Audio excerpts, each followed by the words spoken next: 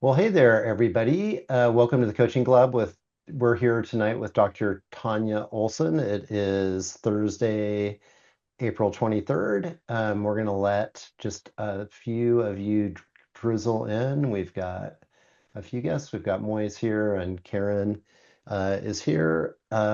So I'm just going to introduce Dr. Tanya while the others, the stragglers kind of drizzle in. I know Tanya through her work, through the famous book that she's a co-author of, Fixing Your Feet, which back in the day, back when I was a young ultra runner, great ultra runner like all of you out there, that it was like a thing that you always had. I've got more than one copy of myself.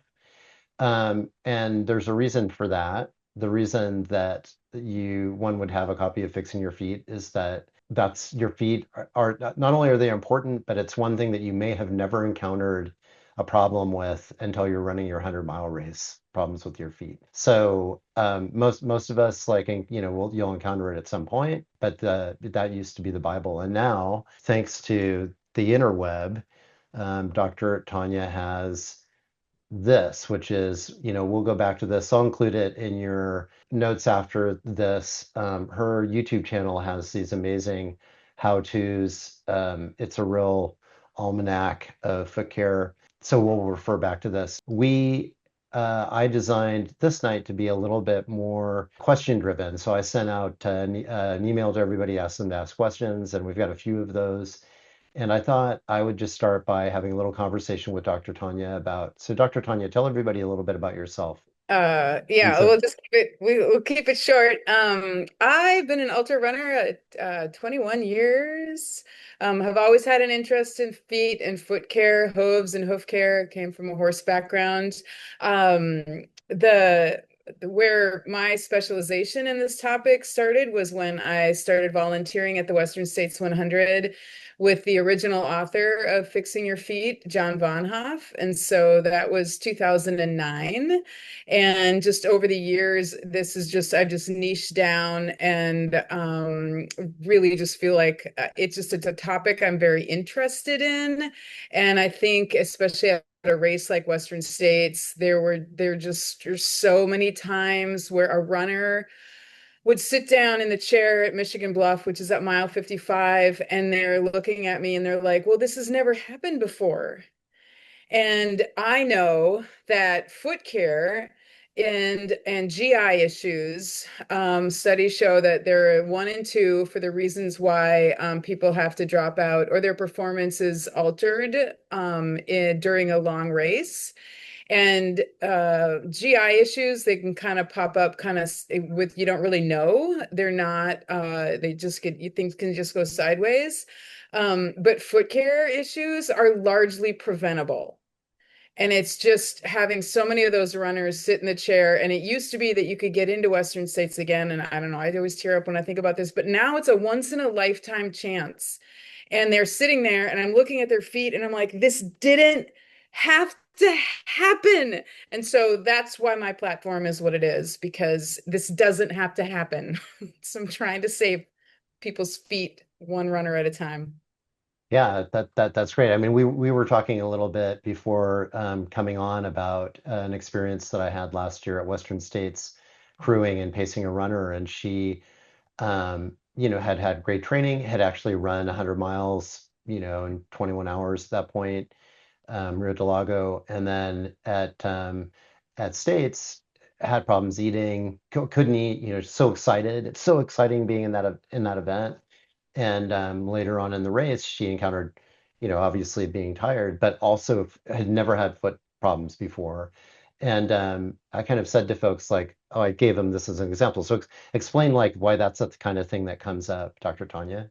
Well, the biggest thing that I hear from runners is like, well, I've never had, this didn't happen in training.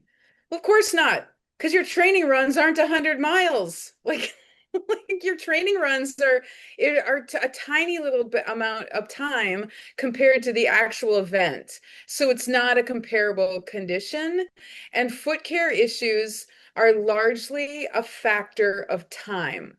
The longer you're out on the trail or the longer you're out on your feet, the more chance of foot care issue happening because your skin gets fragile and more prone to injury, and then just cumulative trauma kind of adds up over time. So, um, yeah, that's the biggest thing is folks are not using their training runs to practice their foot care plan, to try different products, to problem solve, and to at least have some educated guesses as to what could go sideways during a race or how to prevent in general, because there's some very solid general recommendations to try. And then it's just like hydration or nutrition. You have the general recommendations, and then through the allure of the ultra, where you don't have control over all the things and stuff just happens, you learn what you specifically need, and you learn how to kind of tweak and all that. And so I think that's the biggest fallacy is it doesn't happen in training. So so people think that the things are not likely to happen during a race. How about that example, your nutrition being off or your hydration being off and it causing, explain how that kind of could come about. That's a really good question, and just another area, like an example of how like I don't just talk about tape on feet. Foot care is so much of a bigger topic. So if you're over or under hydrated and your electrolyte balance is off, you're going to have like the very common symptom is swelling in your hands and your feet. And when you have swelling in your feet in particular, then you have like more turgor, or like you have that swelling. And so the skin is kind of floating on top of the bones, and then that skin has more of a chance. It's wiggling around more, it's taking up more space in the shoe, and then that skin, because it's more stretched because of the fluid underneath it, you're going to have it's more prone to injury. And then if you add that to the fact that you didn't have a foot care prevention plan in place, and if your nutrition and hydration are off, guess what else is going to happen? You're going to be out there for longer. And so that's another variable. So there you have multi variables that are affecting what happens with your feet. So it's not just the swelling, it's the swelling and the fact that you didn't have a product to protect your skin, and you're out there for 17 more hours than you'd planned on. 17 more hours. Hopefully not. So it does happen. It does happen. On that, having a plan, I didn't see this in the questions, but things like what makes up a plan. I talk a little bit about like crew, what people should have with their crew or having their plan, their gear bags, kind of like not necessarily, you don't have to go down to the inventory level. I know this is all on your channel, but kind of describe how people should approach that as they get closer to the 100 and they're prepping their crew and things like that. Oh, oh, that's a good question. Okay, so like you need to have a basic foot care kit, and you need to have just be doing the basic general foot care prevention strategies. The number one thing that everybody needs to do is to understand what maceration is. And maceration is when the skin is exposed to moisture, to water, for a prolonged period of time. It's like when your fingers get pruny when you're in the hot tub or when you're Mhm. washing dishes. That's what's happening to your foot skin. When your skin gets macerated, it becomes more fragile and prone to injury. Maceration happens eventually. It happens over time, and so having a strategy and using products that prevent maceration is absolutely essential for everyone. If you're running for any length of time, you have to do something to prevent maceration. And the product that works the absolute best in the extreme conditions that 100 milers are in is a product called Salty Britches. It's a actual skin barrier product. It was created to prevent skin breakdown when surfing, and salt water. The ocean is like quite a great deal more caustic and problematic to skin than the sweat. But the sweat has salt in it, so that's similar. So using and then like squirrel's nut butter is also kind of probably the more popular product. Um, but here's the other fallacy is that your each foot has 250,000 sweat glands. Wow. So yeah, so your feet are the biggest source of moisture on your foot skin than anything else that you can come in contact with, unless you are running in when your feet are submerged for hours on end. That creek crossing is not causing you any trouble compared to your feet. Huh? The river crossing, yeah, but what I love about creek and river crossings is actually people actually think about their feet because they think it's the creek or the river crossing that's the problem. When it's their foot, it's their sweat glands. So preventing maceration is critical. So having a product of that sort on hand, you need to have some type of kinesiology tape if in case you need to tape something. You need to have a skin prep product that creates a tacky surface so that when you tape, you don't have to retape. That tape's going to stay on the rest of the race or the rest or ideally. And that we used to recommend tincture benzoin. I found Skin Tack or Mastisol are much better products. And then you need to have an 18-inch gauge needle, inch and a half, ideally a safety needle for lancing blisters, and hand sanitizer, because hand sanitizer works for cleaning and disinfecting and drying out your feet. And then some sort of a gauze that you can use, or like a gauze actually works really well to clean off the feet. And then you can use that for multiple purposes. But that's the quick and dirty for a foot care kit. Preventing maceration, So critical. like have that in your gear bag, have that with your crew. Yeah, yes. Should people send their crew to the channel to get like a little primer on what that is? Like, do you Yeah, identify in your crew like a foot genie, like the person who's going to be yes. your foot person?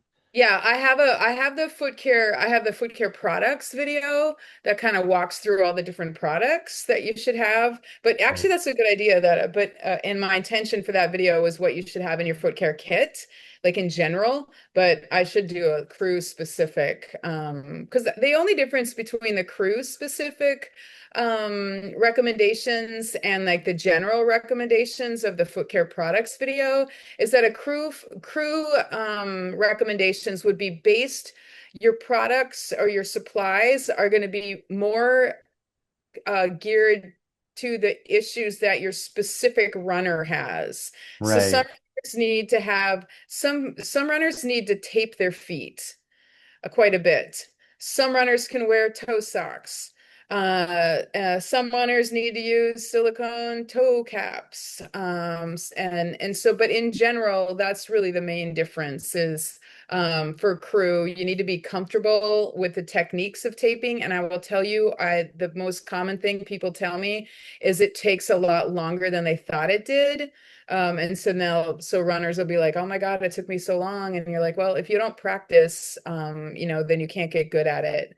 Um, and with that said, if you're going to tape your feet, tape the night before because you got Oh, enough. yeah, that's a good one. Got, Yeah, um, I was yeah. actually going to get into the questions a little bit here because I Oh, think that yes. there's some of that in here. Let's see. Like one is, Orly asked this, would you recommend toe socks like creepers for a 100 miler? Could it be a replacement to toe taping? That's the first part. And the second part is this would be my first 100 and I'm used to toe socks, but I've never taped my feet. That's why she's asking that. So Yeah. are toe socks a reasonable replacement for taping from your point of view? Yeah, I mean, again, it depends on the runner. But oftentimes, generally, if somebody has to tape more than two toes, because honey, less is more. Like, I don't want to, like, ideally, Right. you're nice and streamlined and you're only doing exactly what your feet need. So if you have to tape more than two toes, giving toe socks a try is really great, especially if it's the lesser toes. because lesser toes get damaged for different reasons than the big toe. And so if you got a couple of these guys that are having trouble, then toe socks can often be something that you use instead of taping. Sometimes you need to tape as well. Sometimes you need to tape toe sock, and silicone toe cap. And that all depends on your specific issue. But yeah, Orly, I would say if you haven't had any trouble and you like the toe socks, then by all, have at it. But make sure you put a skin protective barrier underneath on all of your foot, including your toes, before you put the sock on. I mean, I used to always lube my feet. Do you mean like that as as a barrier? Like, is that what or what do you Yeah, mean by yeah. barrier? So I'm trying to get away from the term lube. I know it's like the old school Oh, term okay. because that was old. That was in the old thinking. The original days of foot care were thinking that everything was caused by friction, and that is really not. That's less of it. That's actually friction is less of an issue nowadays, or like, well, it always has been. Friction is less of the issue. The real issue is the fragility that the and weakening of the skin that happens from maceration. So lubrication, that's something that takes down friction. Like a skin barrier is something that protects the skin. But I know it's kind of so I'm just pedantic about things. But Yeah, it's the that's why same I kind like of products, right? well, similar, like, like, so you'll see like, yeah, but it's the general term. But so you're not, it's a maceration prevention. I think that I try to use those terms because so people know why they're using it. If it's lube, people might say, they might think, oh, well, I don't have any hot spots on my foot, so I don't need to lubricate it. I just, but so anyhow, that's just my taking things literally. So yes, all foot skin needs to be protected from maceration. I recommend salty breeches for your longer runs for extreme conditions because that lasts far longer than any other product out there. It's a good at least 10 or 12 hours.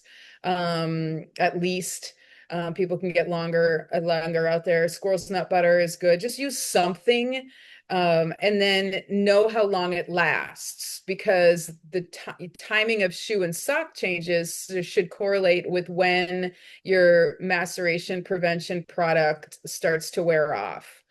And after a creek or a river crossing can be helpful as well. It Let's was a see good if I question. can sum up a couple of these other Yeah, questions. fine.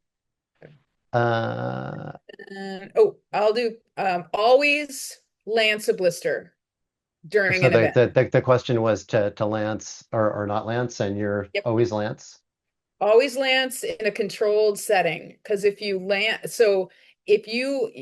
ideally you have a little kit in your bag that has a needle in it and you can have like I eventually I'll make these available for sale, not just in person. If you have a little kit like this, you got a little needle, alcohol swab, some Mastisol, and some pre-cut tape. Then if you have a blister, you have the proper products. If you go to an aid station and they often don't have the proper products, um, if you leave a blister alone and it bursts on its own, what's going to happen? That tears the epidermis, creates a very large surface area of the dermis, which is like the red part underneath that has the nerves and blood vessels, and it makes it a lot more painful. And then dirt and silt and gunk is going to be all ground into it, and you have a Gross. much large, yeah, I know, right? You have a much larger wound. So please, like always lance because if you lance in a nice controlled setting, you clean it off, you poke a hole, the fluid comes out, then you protect it, you're going to be so much more comfortable and it's going to affect your race a lot less. Here's one that's kind of a follow-on on what we were talking about a second ago. So John asks, I'm a heavy sweater and a salty one at that. My last 100, I experienced significant blisters early in the race. So what happens when that happens? What do you find to be the better prevention in this scenario? I used dry powder and tape, and that was a massive fail. Should I switch to a lube-based approach? Excuse that he Yeah. said lube. Yeah, this is a good question. And so this just touches base, or it just kind of makes the point that I was talking about earlier, is like, so you've got, if you sweat a lot, then your skin is exposed to more moisture, more of the sweat. If you have more salty sweat, that's even more of a maceration creator.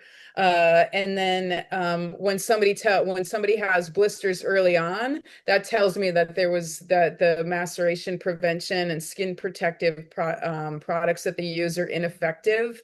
And so it's not, yeah, dry powder. I'm sure you were using a poor quality powder. There's only one, there's powder is it's tricky. Blister Shield powder is the only powder to use for when you're for ultras. But then there's some. It needs to be. You need to be in a dry environment. For somebody, it doesn't stand up to moisture really well, which kind of doesn't make it makes sense. So if you're a heavy sweater, you're not going to have results with the powder. So you definitely are a candidate for salty britches, and then I would be interested in like what were you choosing to tape and where the blisters were. There's often tells. Um, your feet tell you where they are prone to blister by where your calluses are. And if you actually look at your feet immediately after a long run, your feet will tell you where their potential problem spots are. Hmm. If you actually look, you'll see color changes in the skin, especially if the skin starts being waterlogged and you've only been out there for 4 or 5 hours. That's going to tell you that your anti-maceration product isn't effective enough for you. If you see like hot spots, if you see like just changes in the skin coloration or deformation of the pinky toe, or some of the other toes, or like rubbing spots in between, though that's going to tell you where you may need to be taping and intervening and preventing in a longer event. So that's a good question, John. Hopefully that helped. But So you Moy has a multi-part question, and he's on tonight, so we should address as much as he's got here. So, what to do in a 100 miler to avoid blisters if you know the potential hot spots on the feet? So that okay, so that's a good question that gets on what you just said. If you know that you've got hot spots in certain parts of your feet, like you've seen that in your training, Mhm. what would you do to avoid that becoming worse in 100? Hot spot on the feet if you knew that that happened. Yeah, so if you know that you have a specific, especially calluses are a big tell, and you wanna always, if your calluses are more moderate in size, you need to reduce them to like a minimal size, because calluses are they're protective during a training, because a callus is basically kind of like an oyster, or like, calluses, like if you shovel and do manual labor, you're going to get calluses on your hands. Your skin becomes thicker in the area where you have more contact and friction and wear, as a protective measure. And that's great for during training. It can also be diagnostic, because if you have a lot of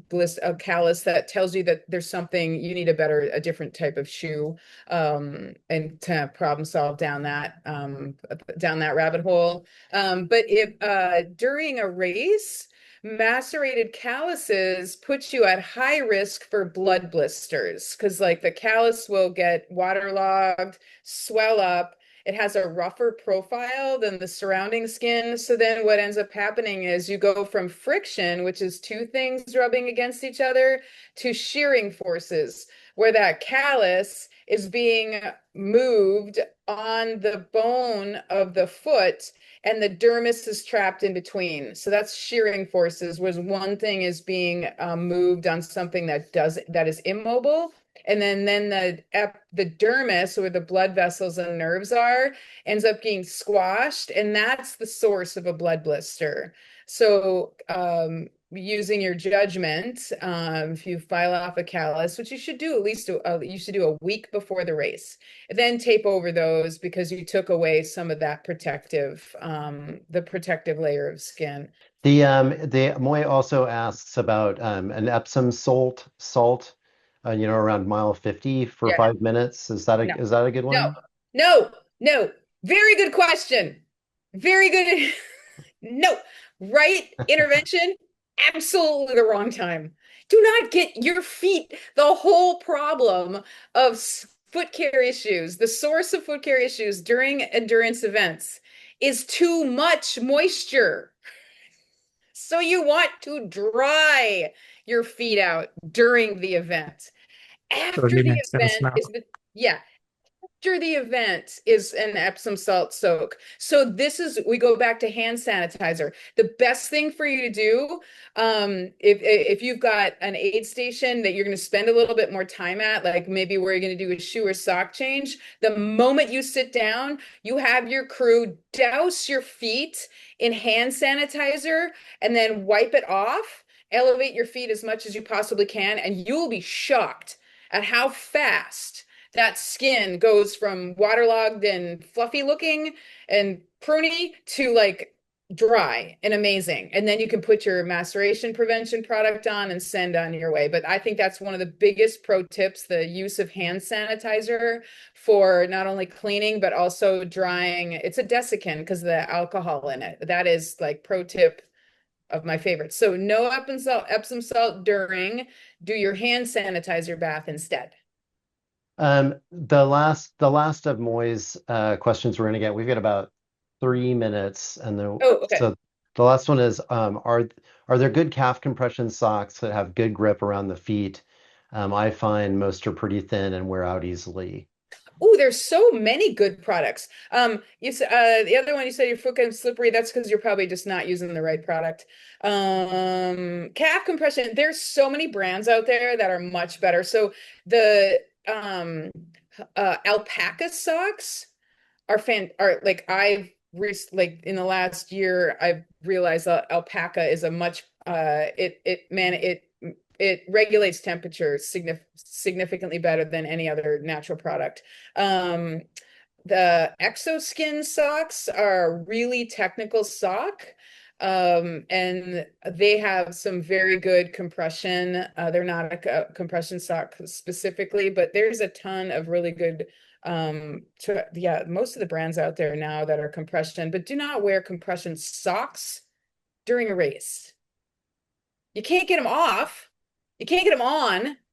Like, I can't tell you how many pairs of $80 socks I've cut off of runners in the middle of a race. Compression sleeves are your best option during a race. That's going to slow down swelling, but then you still have access to your feet. So I would do compression sleeves with whatever sock you prefer. Let me say, is that a good answer? Sorry, That's great. we Thank you. got like a minute. That's great. You're welcome. Okay, Question. so let's see. While in the minute or two we have, let's see. We had Popper not blah. Here's a good one. Lisa asks, from time to time, I suffer plantar fasciitis. Do you have any tips or thoughts on the best way to keep training and racing when pain flares up? Plantar fascia issues, again, are multifactorial. Ideally, you figure out the cause of why it's happening. More often than not, it has to do with a mismatch between the range of motion and the mobility of your calf and your foot muscles, or the soft tissue in your foot and your calf, and the type of shoe you're wearing, especially the heel height. And so ideally you find a physical therapist, because that is our wheelhouse, who actually knows runners specifically, who can advise you as to why that's happening to you. And then you can choose the intervention that works better. But putting those tissues on slack is generally the better thing. So a higher heel is usually a good general recommendation. And then one closer, Orly asks, I'm getting inflammation at the top of my foot, even though my laces are not tight. Any suggestions on what can do to prevent this? She asks whether it's extensor tendonitis. Yeah. Any thoughts on that So, one? I mean, the extensor tendon is up at the ankle. That is the only orthopedic injury that is unique specifically to ultra runners. I would investigate the heel height of your shoe.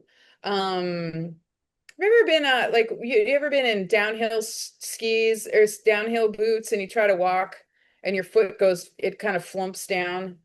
Hmm. So if you have if the heel height is too low, that can create more eccentric load required for the anterior, the front of your calf, the front of your shin, and the top of your foot. If it's that type of a mechanical cause, if you say it's not being smushed like by the laces, it may be from something of that nature, like more of it's the tendons getting overworked. That is our 30 minutes. We promised everybody that this is going to be a quick bite. We've done our Yeah. 30. Tonya, Dr. Tonya, this has been amazing. I know that our athletes are super grateful that you've spent time with them. We will, I'll be sharing the channel I did a little bit here. We'll share your channel and your Instagram and other places that you share education. And I want to thank you so much for being with us tonight. Oh my gosh, thank you so much for bringing me on, and thank you everyone for their great questions. Hopefully this was helpful for you.